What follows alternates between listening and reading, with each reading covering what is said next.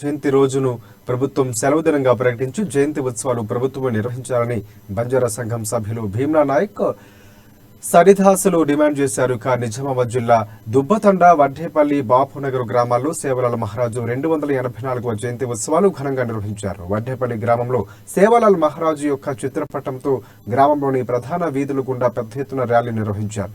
సేవలాల్ జగదాంబ ఆలయంలో యజ్ఞం నిర్వహించి అన్నదాన కార్యక్రమాన్ని నిర్వహించారు.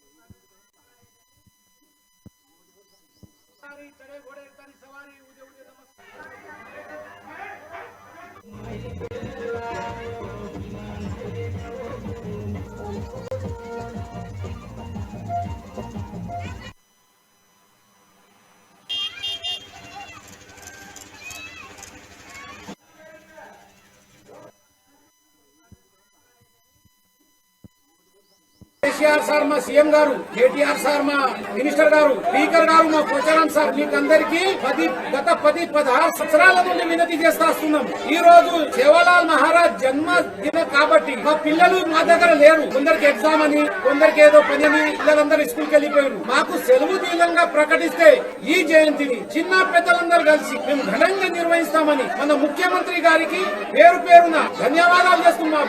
మా అఖిల బంజారా సంఘం నుంచి మనవి కోరుతూ మీకు నమస్కారం చేస్తూ